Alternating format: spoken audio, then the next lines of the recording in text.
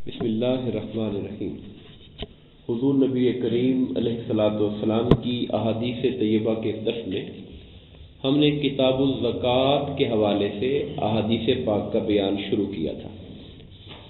ایک حدیث پاک پر ہم نے بات کی تھی، آج دوسری حدیث پاک ہے۔ اس کے اندر حقیقتاً وہ لوگ جن پر مال زکوٰۃ واجب ہوتا ہے، جن کے مال پر زکوٰۃ واجب ہے اور وہ زکوٰۃ ادا نہیں کرتے، تو ان کو قیامت کے دن کس طرح کی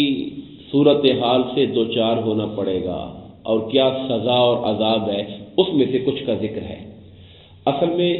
کچھ چیزیں وہ ہوتی ہیں شریعت میں جو فرض و واجب ہوتی ہیں، اور کچھ وہ ہوتی ہیں جو سنن میں آتی ہیں یا مستحبات میں آتی ہیں۔ زکوٰۃ وہ عبادت ہے جو نماز کی طرح فرض ہے۔ فرق یہ ہے کہ نماز ہر امیر و غریب پر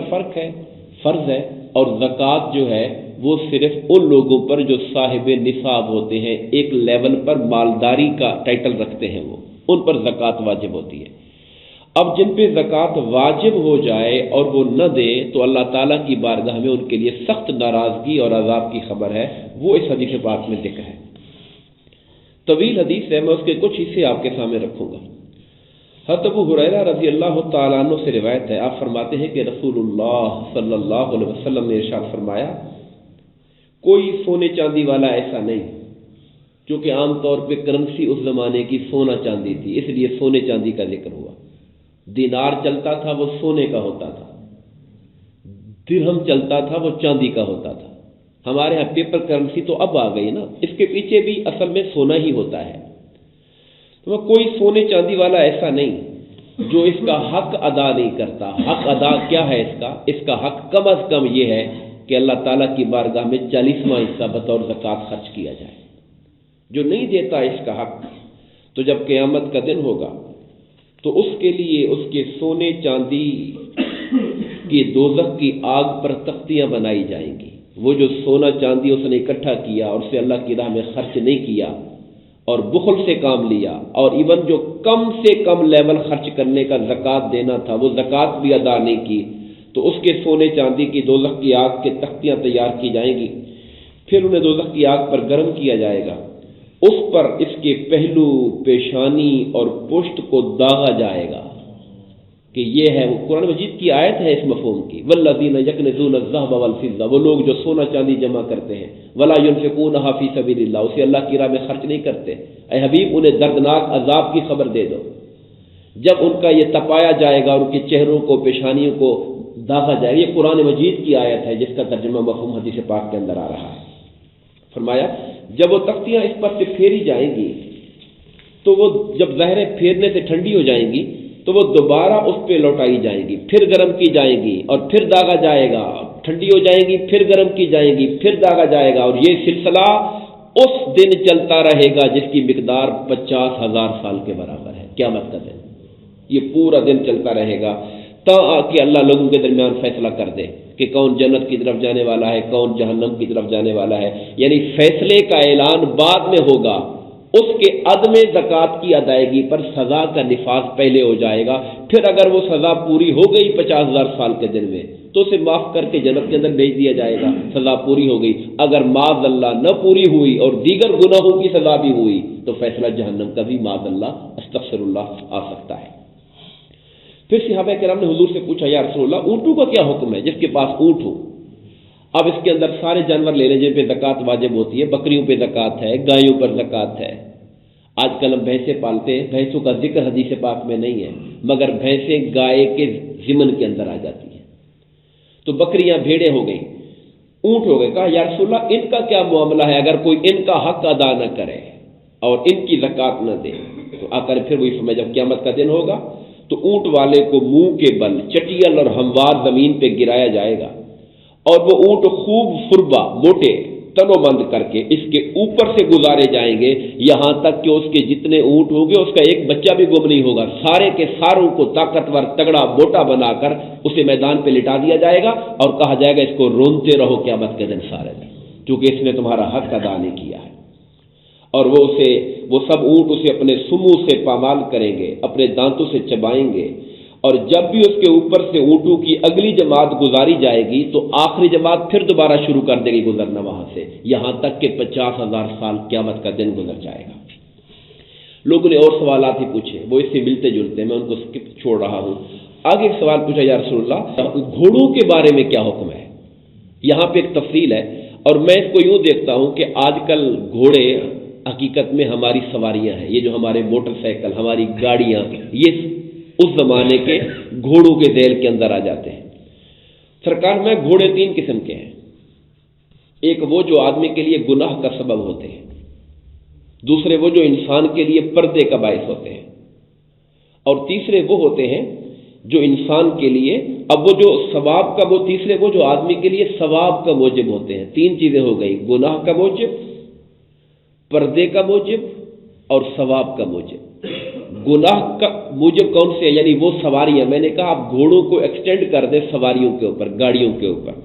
وہ سواریاں جو انسان کے لیے گناہ کا سبب بنتے ہیں، وہ ہیں جنہیں آدمی ریا اور فخر کے لیے رکھتا ہے، دکھانے کے لیے کہ میرے پاس فلانا ماڈل ہے، میرے پاس فلاں چیز ہے، لوگوں کے اوپر اپنا روب جمانے کے لیے، معاشرے کے اوپر لوگوں کے سامنے اپنی بڑائی کو ظاہر کرنے کے لیے، یہ گناہ کا موجب ہے۔ اور وہ گھوڑے جو اس کے لیے پردہ ہیں، وہ ہیں جنہیں اس نے خدا کی راہ میں باندھا، پھر ان کے پیٹھوں اور ان کی گردنوں میں خدا کا حق نہیں بھولا، تو یہ گھوڑے اس کے لیے پردہ ہے۔ یعنی یوں سمجھ لیجئے کہ جو اس نے اپنی ضرورت کے لیے رکھا، کہ مجھے ضرورت ہو میں اس کو استعمال کروں، میرے بچوں کو ضرورت ہو میں اس کو استعمال کروں، یہ اس کے لیے پردہ ہے کہ اس نے ان کی جو سفید پوشی کا بھرم اور ضروریات ہے اس کو قائم رکھا ہوا ہے۔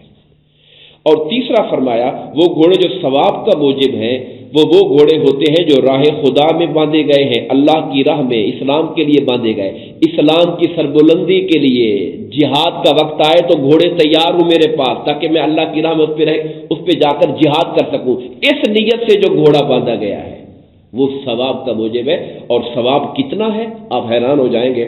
میں اس نے جو چراگاہ اور سبزہ اللہ کی راہ میں اہل اسلام کے لیے، وہ جو چراگاہ میں اندر وہ گھوڑے چرتے ہیں اور سبزے کے اندر وہ کوئی چیز کھاتے ہیں، وہ ایک ایک دانہ جو کھاتے ہیں اور ایک ایک پتا جو کھاتے ہیں، اس گھوڑے والے مالک کے کھاتے میں ثواب لکھا جاتا ہے اس کے لیے، کہ اس نے اللہ کی راہ کے اندر وہ باندھا ہوا ہے۔ پھر فرمایا، یہ الفاظ حدیث پاک کے الفاظ ہیں، میں اس لیے پڑھ رہا ہوں، فرمایا حتیٰ کہ اس کی جو لید ہے اور اس کے جو پیشاب کے مطابق، یعنی اس کی لید کے مطابق اس کی نیکیاں لکھی جاتی ہیں۔ ایک حدیث پاک میں آیا کہ اس کی لید کو ثواب کرنا بھی اس بندے کی عبادت میں لکھا جاتا ہے، چونکہ وہ راہ جہاد کے اندر گھوڑا باندھا ہوا اس نے۔ اس قدر انسان کی نیت سے کتنا بڑا فرق پڑ جاتا ہے۔ ایک ہی سواری ہے، اس کو اس نے دل میں یہ رکھا ہوا ہے کہ لوگوں پر روب اور بڑائی جتانے کے لیے، تو وہ گناہ کا باعث ہے، اور اس کا میری ضرورت ہے اور میں اپنی ضروریات پوری کرتا ہوں تو اس کے لیے پردے کا باعث ہے،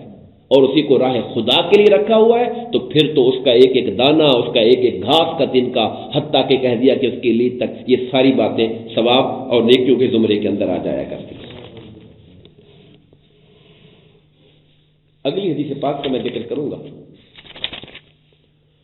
حضرت ابو ہریرہ رضی اللہ تعالیٰ عنہ سے مروی ہے، حضور نبی کریم علیہ الصلوۃ والسلام نے ارشاد فرمایا، جسے اللہ تعالیٰ نے مال عطا کیا، یہ زکوٰۃ نہ دینے پر جو وعید ہے اس کی متعلق حدیث ہے، جسے اللہ تعالیٰ نے مال عطا کیا اور اس نے اس کی زکوٰۃ ادا نہ کی، تو وہ مال قیامت کے دن اس کے لیے نر سانپ کی شکل میں بنایا جائے گا۔ اب یہ حدیثیں کوئی ضعیف حدیثیں نہیں ہے، یہ بخاری شریف کی حدیث جو میں پڑھ رہا ہوں، اس کے پچھلے والی مسلم شریف کی حدیث تھی۔ ہمارے ہاں بعض لوگ تھوڑا سا ایزی لے لیتے ہیں، لائٹ لے لیتے ہیں، پتہ نہیں یار کوئی ضعیف ہوگی، کسی کون سی کتاب کی ہوگی۔ یہ بخاری اور مسلم کی احادیث پاک ہے، چونکہ زکوٰۃ واجب ہے، اور جو واجب کو واجب ہوتا ہی وہی ہے کہ جس کے نہ کرنے پر خدا کی ناراضگی اور خدا کے عذاب کا خطرہ ہوتا ہے، اس کو واجب کہتے ہیں۔ میں اس کے مال کو نر سانپ کی شکل میں بنایا جائے گا، جس کے سر پر بال نہ ہوں گے، یعنی گنجا ہوگا، اور اس کی آنکھوں پر 2 کالے نقطے ہوں گے۔ وہ سانپ اس کے گلے کا توق بنایا جائے گا، اور پھر وہ اپنے دونوں جبڑوں سے اسے پکڑے گا اور کہے گا، میں ہوں تیرا مال جسے تو اکٹھا کرتا رہا، تو نے خدا کا حق ادا نہیں کیا، میں تیرا مال ہوں۔ اس کو پکڑے گا، اس کو ڈسے گا، اور پھر حضور نے فرمایا، میرے آقا نے قرآن کی یہ آیت کریمہ پڑھی، وَلَا يَحْسَبَنَّ الَّذِينَ بما آتاہم اللہ من فضلہ ہوا خیر لہم، وہ لوگ جنہیں اللہ نے مال عطا کیا ہوا ہے وہ یہ نہ سمجھے کہ مال ان کے حق میں خیر ہے، بل ہوا شر لہم، بلکہ یہ مال ان کے لیے تکلیف اور شر کا باعث ہے۔ کون سا مال؟ جس پہ اللہ کا حق ادا نہیں کیا۔ ویسے مال اللہ کا فضل بھی ہے، مال اللہ کی رحمت بھی ہے، مال ایک انسانی زندگی کو چلانے کا ذریعہ بھی ہے، مگر فرض یہ ہے کہ اس میں سے زکوٰۃ ادا کی جائے۔ کم سے کم لیول یہ ہے کہ 2.5% زکوٰۃ دی جائے۔ اگر وہ انسان وہ کم سے کم 40واں حصہ بھی اللہ کی دی ہوئے مال میں سے خرچ نہیں کرتا، پھر سے خیر نہ سمجھنا، پھر اسے شر سمجھنا، تم اپنے لیے تکلیف کا باعث سمجھنا۔ فَيُطَوَّقُونَ مَا بَخِلُوا بِهِ يَوْمَ الْقِيَامَةِ، پھر وہ جو بخل کرتے رہے وہ قیامت کے دن ان کے گلے میں توق بنا کے ڈال دیا جائے گا۔ آخری جس پہ بات ختم کرتے ہیں، حضرت بزرگ غفاری رضی اللہ تعالیٰ عنہ سے روایت ہے، آپ نے فرمایا کہ کوئی آدمی ایسا نہیں جس کی ملک میں اونٹ، گائے اور بکریاں ہوں اور وہ ان کا حق ادا نہ کرے، مگر انہیں قیامت کے دن لایا جائے گا بہت عظیم الجثہ اور خربہ کر کے، تو وہ اسے اپنے سموں اور کھروں سے اور اپنے سینگوں سے روندے اور پامال کریں گے۔ جب ان کی آخری جماعت اس کے اوپر سے گزرے گی تو پہلی جماعت کو پھر اس پہ لوٹایا جائے گا، یہاں تک کہ لوگوں کے درمیان فیصلہ کر دیا جائے گا۔ وہ پہلے والی حدیث کا ہی سمری یہاں چھوٹی حدیث میں کر دی گئی ہے۔ دعا فرمائیے اللہ تبارک و تعالی